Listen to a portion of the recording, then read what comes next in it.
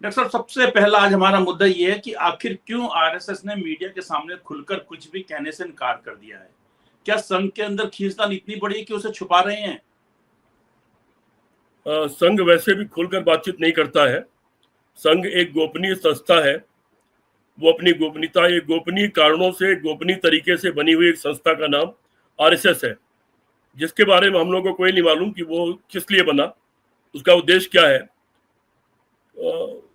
वैसे जब जब वो संकट में आया, वो चाहे महात्मा गांधी की हत्या के बाद या 1977 में, तब उसने दावा ये किया कि वो सांस्कृतिक संगठन है और वो सांस्कृतिक कार्यों के लिए ही प्रतिबद्ध है, राजनीति में हिस्सा नहीं लेगा। उसने सरदार पटेल को जो चिट्ठियां लिखी गोलवलकर ने, उसमें भी उन्होंने इसी तरह के दावे किए थे। देवरस ने जो इंदिरा गांधी को चिट्ठी लिखी, उसमें भी यही दावा किया था और आपातकाल का समर्थन किया था कि आपातकाल के जो उद्देश्य हैं वो बहुत अच्छे हैं, उसमें हम आपका साथ देंगे, हम लोगों को रिहा कर दीजिए और हमारे ऊपर से पाबंदी हटा लीजिए। तो संघ वास्तव बातें ऐसी करता, लेकिन करता राजनीति है। भारतीय जनता पार्टी उसकी केवल एक कठपुतली मात्र है, एक चेहरा है, एक राजनीतिक चेहरा मात्र है। कुछ देशों में इस तरह की व्यवस्था है जहां पर एक धार्मिक संस्था जो धर्म के नाम पर बनी हुई हो, धर्म विशेष के लिए केवल बनी हो, उसकी तानाशाही होती है। उस संस्था का जो प्रमुख होता है वो उस देश का सर्वे सर्वा होता है, उसकी फौज, उसका कानून, उसका सब कुछ उसके आदेश पर चलता है। लेकिन जैसे भाजपा है, इसी तरह से वो एक अपना कठपुतली टाइप संगठन बनाते हैं, जिसका चुनाव भी कराते हैं, उसमें प्रधानमंत्री और कुछ मंत्री भी नियुक्त करते हैं जो उनके इशारे पर चलते हैं, जो दुनिया को दिखाने के लिए और दुनिया से बातचीत करने के लिए ऐसी व्यवस्था बनती है। संघ का भी यही इरादा है। संघ उसी का इंतजार कर रहा है कि वो वक्त कब आएगा जब वो अपनी तानाशाही ला देगा और उस तरह की व्यवस्था भारत देश पर थोपेगा, उसके इंतजार में है। तो वो एक गोपनीय संस्था है। कभी कभी वो जो मुंह खोलता है उसके पीछे भी कोई कारण होते हैं, कोई उद्देश्य होते हैं। जैसे अभी मुंह खोला है सुनील अम्बेडकर ने और उनके दत्तात्रेय ने। जब सुप्रीम कोर्ट में मामला जा चुका और उस पर फैसला हो चुका कि सुप्रीम कोर्ट के प्रियम्बल में कोई भी फेरबदल नहीं हो सकता और उसको फेरबदल करने के लिए 2/3 बहुमत चाहिए, दोनों सदनों में अलग अलग आधे से अधिक राज्यों का समर्थन चाहिए, और उसके फेरबदल की कोई जरूरत भी महसूस नहीं की गई। उन शब्दों को कर देने से कोई देश की जनता को कोई फर्क नहीं पड़ा। सरकारों पर जरूर एक पाबंदी लग जाती है कि आप धर्मनिरपेक्ष राष्ट्र चलाएंगे, आप समाज में सबके लिए काम करेंगे, सबको बराबर में अवसर देंगे, सबको हक देंगे। उन शब्दों की वजह से एक नैतिक जिम्मेदारी सरकारों पर जरूर आ जाती है।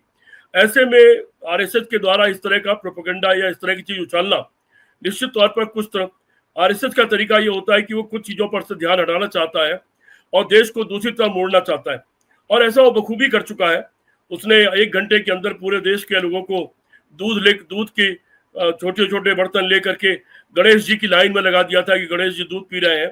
1 घंटे में उसने काम करके सिद्ध कर दिया था कि उसका अफवाह तंत्र बहुत मजबूत है और वो ये सब काम कर सकता है। तो समय समय पर अपने को टेस्ट करता रहता है। अभी भी जो आप बात कर रहे हैं कि आरएसएस ने खुलकर बात नहीं की, खुलकर बात करने की उसकी आरएसएस की इस वक्त हैसियत नहीं है। इस वक्त जो 2 गुजराती बंधु हैं, मोदी और शाह, वो दोनों हावी हैं, वो दोनों बुरी तरह हावी हैं। कुछ साल पहले आप ही के चैनल पर बात करते हुए मैंने एक बार कहा था कि जो इसके प्रमुख है आरएसएस के, वो रास्ते पर जा रहे थे और उनका एक एक्सीडेंट हो गया था।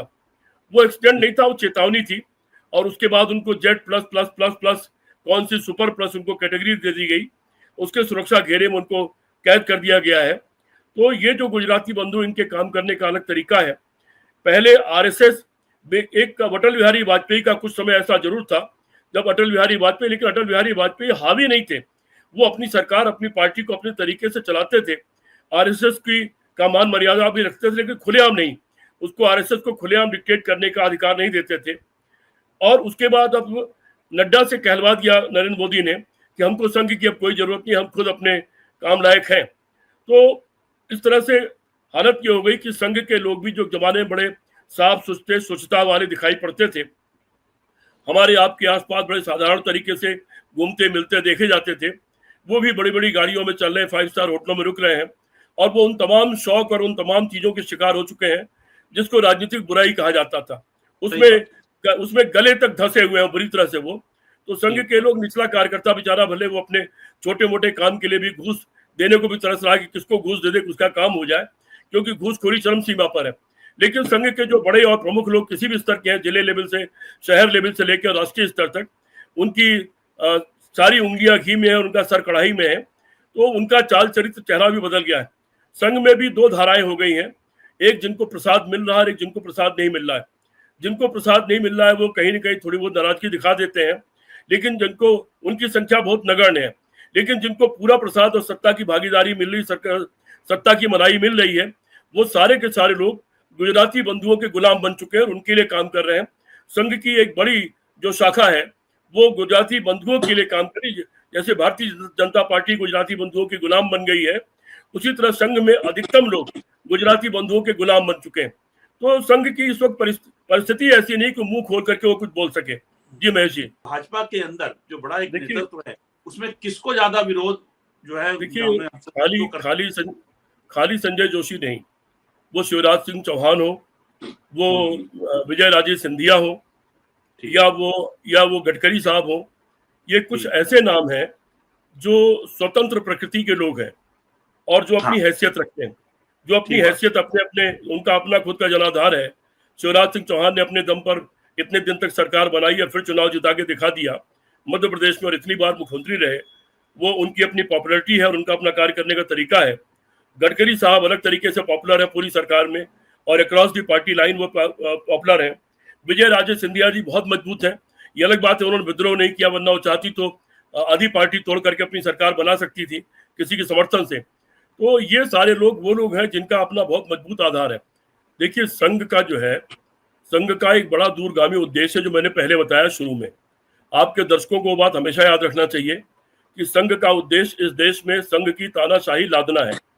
चाहे भले देश दो तीन टुकड़े में टूट करके एक छोटा सा हिंदी पट्टी का क्षेत्र रह जाए और उस हिंदी पट्टी में ही संघ का राज रहे, वो मध्य प्रदेश से लेकर के और हरियाणा, राजस्थान, उत्तर प्रदेश, बिहार, मान लीजिए इतनी दूर तक ही चाहे भले वो सीमित रह जाए, या महाराष्ट्र भी जुड़ जाए, लेकिन चाहे भले बाकी देश के टुकड़े होकर के अलग अलग वो लोग हो जाए, लेकिन संघ का उद्देश्य एक अपनी तानाशाही का राज कायम करना है, जिसको वो सो कॉल्ड तरीके से हिंदू राष्ट्र की बात करते हैं। और ये कहते हो तो भूल जाते हैं, मैं तो कई बार कह चुका हूं कि हिंदू राष्ट्र तो पहले दिन से नेपाल था, लेकिन हिंदू राष्ट्र शब्द लिख देने से नेपाल का क्या बन गया?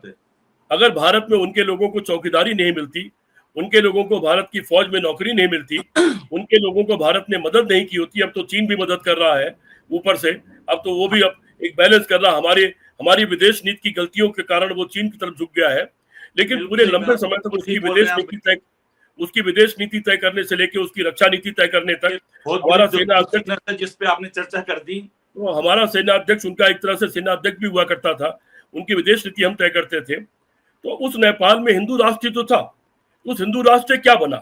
क्या वो संपन्न हो गया? क्या हिंदू वहां के सुखी हो गए? क्या वहां के हिंदू दुनिया के बराबरी करने लगे? और अंततः उनका भी सरकार जब बदली और राजशाही खत्म हुई तो उन्होंने उसको हिंदू राष्ट्र से हटा करके धर्मनिरपेक्ष राष्ट्र उसका नाम रख दिया। तो इससे फर्क क्या पड़ा? अच्छा, हिंदू राष्ट्र को छोड़िए, मुस्लिम राष्ट्र है कुछ देश, क्या मुस्लिम राष्ट्र होने के नाते क्या पाकिस्तान कोई अमेरिका की बराबरी कर ले रहा है या भारत की बराबरी कर ले रहा है? दोनों एक साथ आजाद हुए, भारत तो भी और पाकिस्तान भी एक ही दिन आजाद हुए, लेकिन धर्मनिरपेक्ष राष्ट्र भारत कहाँ खड़ा हुआ है और मुस्लिम राष्ट्र पाकिस्तान कहाँ खड़ा हुआ है? मुस्लिम राष्ट्र तुर्की कहाँ खड़ा है? सीरिया कहाँ खड़ा है? अफगानिस्तान कहाँ खड़ा है? बाकी जो और छोटे मुस्लिम राष्ट्र हैं उनकी क्या पोजीशन है? जो मुस्लिम राष्ट्र के नाम पर राष्ट्र बने हुए हैं उनकी क्या पोजीशन है? तो इस तरह की बातें मुझे लगता है कि देश को बरगलाने के लिए हैं और इस देश को कहीं बहुत पीछे ले जाने के लिए। देश आगे चलना चाहता है। अभी पाकिस्तान के साथ युद्ध हुआ, पाकिस्तान के साथ 2 3 4 देश खड़े हो गए, हमारे साथ एक भी देश खड़ा नहीं हुआ। एक भी देश नहीं खड़ा हुआ। हमारा प्रधानमंत्री जो इतने दौरे कर रहा था, उसका परिणाम क्या निकला? क्या किसी देश से हमको कोई टेक्नोलॉजी मिली? क्या किसी देश से हमको कोई बहुत बड़ा नो-हाउ मिला? क्या किसी देश से हमारे यहाँ कोई बहुत बड़ा कारखाना लगा? नेहरू जी, इंदिरा जी, ये लोग दूसरे देश जाते थे, कुछ न कुछ लेके आते थे, अगले दिन बड़ी हेडलाइन हुआ करती थी कि अमेरिका हमारे यहाँ ये लगाएगा, रूस हमारे यहाँ स्टील का कारखाना लगाएगा, फला हमारे यहाँ आणविक बिजली घर लगाएगा। कोई न कोई बड़ा समझौता हुआ करता था, देश के लिए होता था। इनके दौरे में तो ये हुआ कि अडानी को वहां काम मिला, अडानी वहां खनन करेंगे, अडानी वहां बिजली बेचेंगे, अडानी वहां ये करेंगे। तो अडानी के लिए देश का प्रधानमंत्री देशों का दौरा करेगा तो निश्चित तौर पर जब देश का सवाल आएगा तो कोई देश आपके साथ खड़ा नहीं हुआ। और पाकिस्तान के साथ युद्ध में पहले हम लोग बहुत गौरवान्वित होकर बहुत कुछ कह रहे थे, लेकिन फिर धीरे धीरे पहले राष्ट्रपति ट्रंप ने पोल खोली, उसके बाद उप सेना अध्यक्ष ने, फिर तीनों सेनाओं के जो संयुक्त अध्यक्ष है उन्होंने, फिर उस नेवी के एक अधिकारी ने, फिर एक एक करके जिन लोगों ने अभी कहना शुरू किया तमाम बातें, हमें शर्मिंदा कर रही हैं। ये सरकार शर्मिंदगी का शिकार हो रही है, ये सरकार की क्रेडिबिलिटी बुरी तरह खत्म हो गई है। और आप हमसे जुड़े रहने के लिए सब्सक्राइब करें YouTube पर, फॉलो करें Twitter पर और लाइक करें Facebook पर। और ज्यादा जानकारी के लिए आपको टाइप करना होगा सिर्फ न्यूज़ नशा।